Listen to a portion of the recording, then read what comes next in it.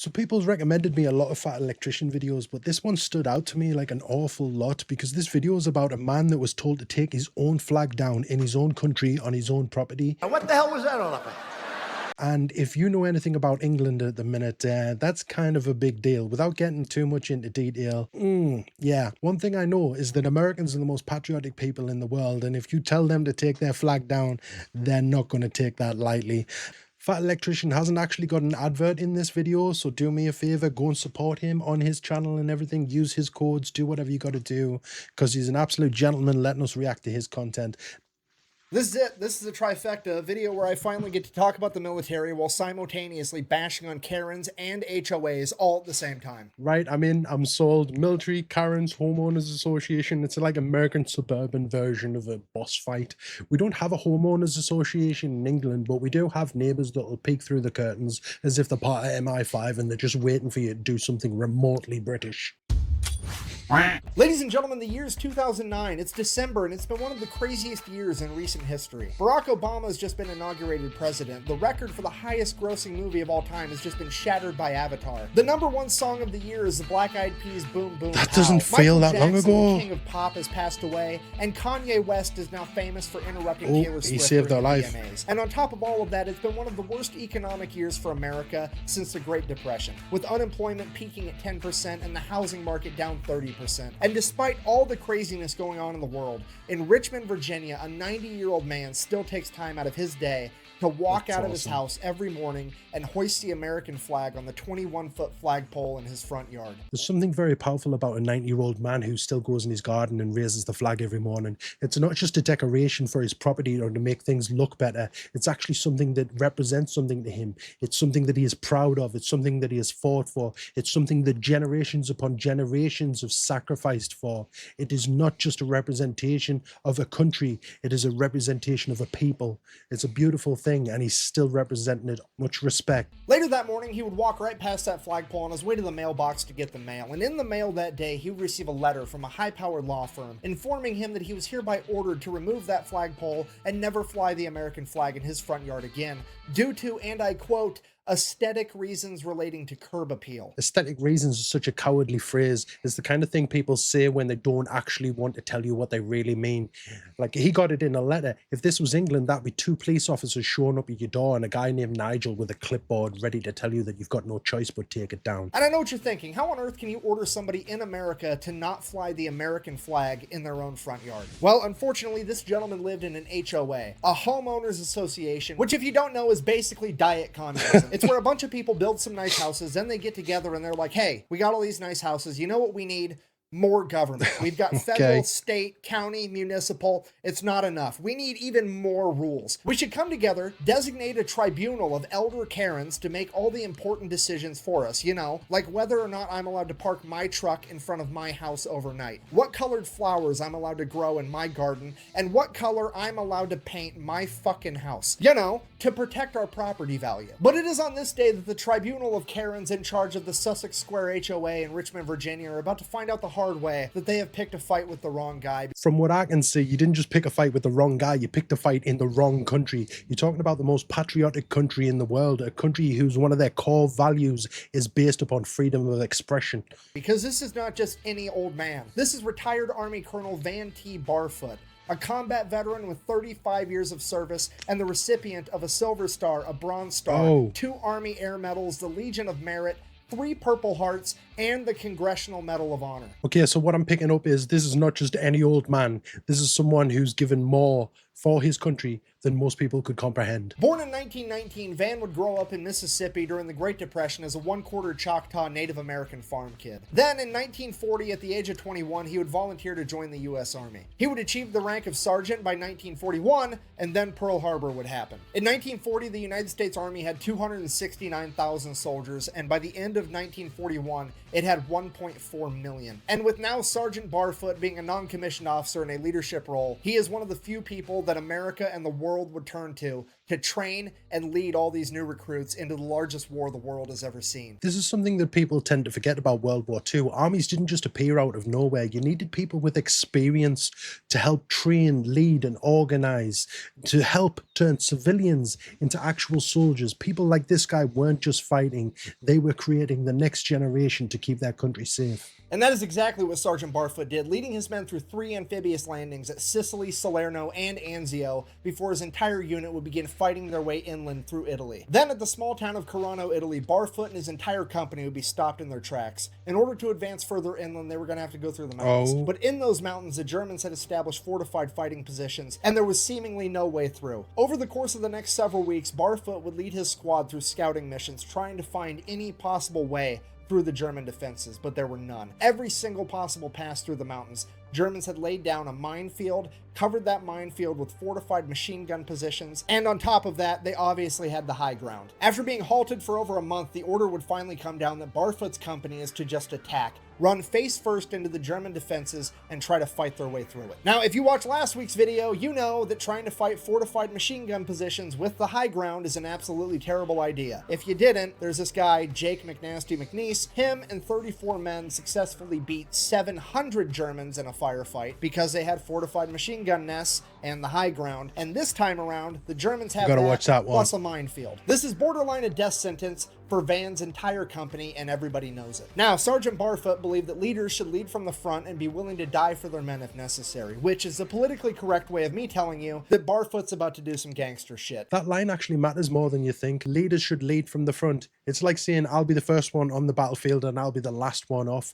That is the sign of a true leader. He goes to the company commander and is like, hey, we're all gonna die anyways. Let me go out there with just me and my squad. We'll try to traverse the minefield, get in there, take out all the machine gun positions just by ourselves. Company commander's like, I mean, we're all gonna die anyways. Fuck it. Why not throw a Hail Mary, give you a shot? So that's exactly what they do. Barfoot takes off like a bat out of hell, leading from the front, not checking to see how far behind his men are. He then makes it all the way through the minefield, jumps into the ditch, looks behind him. His men haven't made it yet. Doesn't matter. Gotta keep pressing forward. He gets to the first enemy machine gun emplacement, throws a grenade in there, blows up, bang, goes into check, just anatomical confetti everywhere. Nobody survived. Anatomical confetti. All right, I love the way this guy describes things in his videos because he doesn't just add humor to play things down. He's basically saying, hey, there's a lot of things that I can't describe to you in this video, but trust me, it was bad. None of his squad mates have made it yet, but he hasn't heard a mine blow up in the background, so they must be okay. They're just being overly cautious. He advances to the second machine gun emplacement,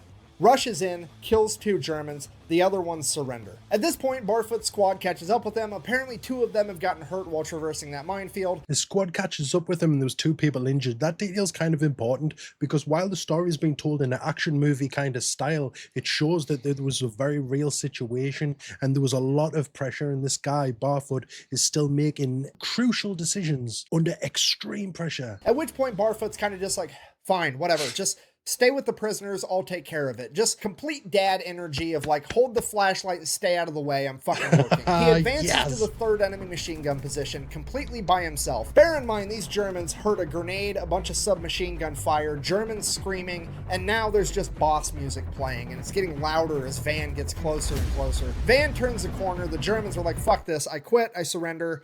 I give up, you win. At this point, Sergeant Barfoot has effectively saved the day. His entire company now does not have to bum rush a minefield and a bunch of fortified enemy machine gun positions. Hooray. So Sergeant Barfoot changes gears, hops into the old leadership role. He starts consolidating everything, figuring out how many POWs he has, whatnot. And then a couple minutes later, the Germans launch a counterattack and 3 German tanks come rolling down the road directly towards them. At this point, Barfoot continues to dad dick the entire situation, just like, give me the bazooka, stay in the trench, I got this. Gets out, walks out in front of these tanks, wide open, no cover, no concealment, nothing. Just standing out there like it's fucking Tiananmen Square with a bazooka, shoots at the first tank, knocks it out. The other 2 tanks are just kind of like, I mean, it's one crazy American with a bazooka standing in the open. This is for sure a trap, right? So they turn around and retreat. All right, so there's having dad energy, and then there's having dad energy while you're in the military, and then there's bravery, and then there's standing in front of tanks with a bazooka all by yourself, and they're the ones that retreat.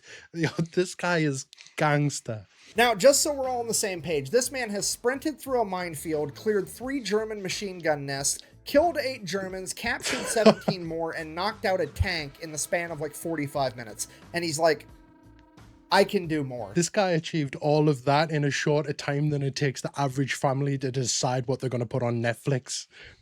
That's amazing. And he's still like, hey, I'm not done yet. I'm not done. So he advances further into enemy-held territory by himself, finds a German artillery emplacement, proceeds to blow that up too, and then he's like, okay, that's probably enough for today.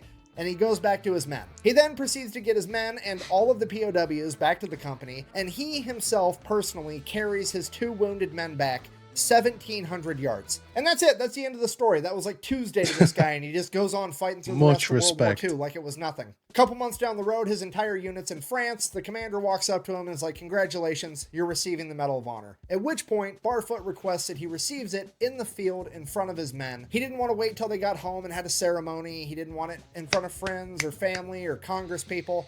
None of that. He wanted it in front of the men that nominated him to get it because that's what meant the most to him. He didn't really care about the medal itself. He cared that the men that he was tasked with leading into battle thought so highly of them that he thought he deserved that medal, and that's why he requested that he receive it in front of them. That's an absolute class act. He didn't want anything big. He didn't want a spotlight on him. He didn't want a ceremony or anything. He just wanted to go back with the people that he loves and that he represents and be like, hey, this is not about me. This is about us. Much respect. He would go on to make it through the war in one piece and return home as a Medal of Honor recipient and war hero. At this point, Lieutenant Barfoot then goes on to serve throughout the entire Korean War, seeing it through to its completion. He has now served 20 years in the military, and it's time to retire, is what most people would say. But Barfoot, on the other hand, is like, fuck it, I just need to do something new, something exciting, maybe a little bit easier on my knees. This whole light infantry thing isn't as light as I heard it was. I want to go ahead and be a helicopter pilot. So he goes to Army Aviation School as a major, and at the age of 40, ends up being one of the top helicopter pilots the Army has, and then he goes on to serve in Vietnam as a helicopter pilot. Okay, if you don't know, during Vietnam, like most dangerous jobs, tunnel rat, helicopter pilot, door gunner, hands down, not even a question, serves throughout the entire Vietnam War, comes back home, finally retires after 35 years in service and achieving the rank of colonel. Most people at the age of 40 are thinking, yeah, my back's starting to hurt a little bit now. And he's thinking, maybe I can do another war. Like, hey, this man, massive respect to this dude. His life story is better than any action movie. And he kept going. He kept going. Huge respect to this man. He then goes on to finish out the rest of his working life as a military contractor. Now, military contractor, that could mean anything. He could be serving food at the chow hall. He could be sitting in an office giving people advice, writing manuals. He could be doing some extracurricular gangster shit. We really have no idea. However, I will point out it's a little bit odd that some dude from Mississippi decided to put his roots down in Richmond, Virginia, which is like, I don't know, an hour away from CIA headquarters. Like, you do what you want with that information, I guess. Okay. Then, after a career of doing some extracurricular gangster shit, contracting, he would go on, retire, and live happily ever after until one day in December of 2009, when at 90 years old, he would open a letter informing him he was not allowed to fly the American flag in his own front yard, which... Wait, I kind of forgot that this was about a flag for a second.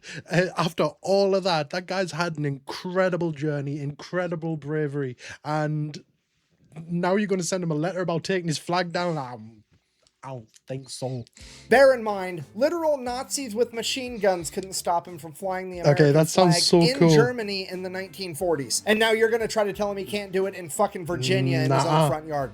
It's a bold strategy. So the next day, Colonel Barfoot's son-in-law calls up the local radio show. They run with the story. It gets picked up nationally almost immediately. Everybody from the White House press secretary to Fox News to the local VFW is absolutely furious. Okay, stop. This is the point in the video when I need English people to really recognize what's just been said. They told him to take his flag down, his own flag of his own country that he represented in a massive way. And they told him to take his flag down off his own property.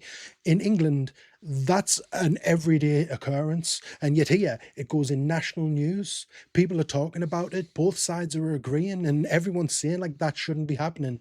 And yet in England, it's just a normal everyday thing. Can the whole of England not see how crazy that is? We massively need to learn from this. At this point in time, it's 2009. Barack Obama's president. Do you understand what I've just told you? This HOA is fucked up so bad that they've got the Obama administration and Fox News to agree on something, okay? This is a critical fucking error on their part. The HOA would end up backing down within a week because apparently when the entire nation is looking at you like the Eye of Sauron, it ends up being bad for the aesthetics and curb appeal of your little neighborhood. And then the When law Americans firm that do wrote this. the letter in the first place has since renamed and rebranded their entire law firm, and it's been signed into Virginia state law that no HOA can tell anybody into to not law fly the now. American flag Let's on go. their property. Colonel Barfoot, proving victorious yet again, would then go on to fly the American flag in his front yard every single day for the next 2 years until passing away in his home at the age of 92. Much respect. And as of March 2023, Fort Pickett in Virginia has since been renamed to Fort Barfoot in his honor. That's So in awesome. conclusion, whether it's a little old man at the restaurant eating ice cream for dessert, your friendly neighborhood mailman, or just some elderly gentleman trying to fly the American flag in his front yard,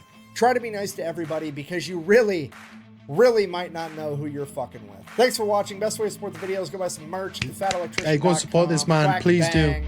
Out. I feel personally, and still feel personally, that I was doing my job. A leader is supposed to protect, lead, and sacrifice himself if necessary. I just can't imagine me ever fighting for a leader that wouldn't do that. I'm assuming that was the real guy at the end there. He just said a leader is supposed to protect, lead, and sacrifice himself if necessary. That was inspirational. Like, I watched this video because it was about someone who didn't want to take their flag down, and it relates heavily to things that's going on in my country right now. Stuff that I cannot actually talk about because that's the way my country is. But it turns out that gentleman right there, the words that's just come out of his mouth, this wasn't a story about a flag. This was a story about a man who had an inspirational life, serving and doing what's best for his country in every way possible and giving more than was ever expected from him. That was an inspirational story, beautifully told as always by the Fat Electrician, and much respect to this man as well. Hey, what an absolute legend you have there. One of many. Much love and God bless. Why do I always do that? I think that I'm cool. I always do that, man. I need to... Why can't I just say goodbye normally? God bless. Oh, I did it again.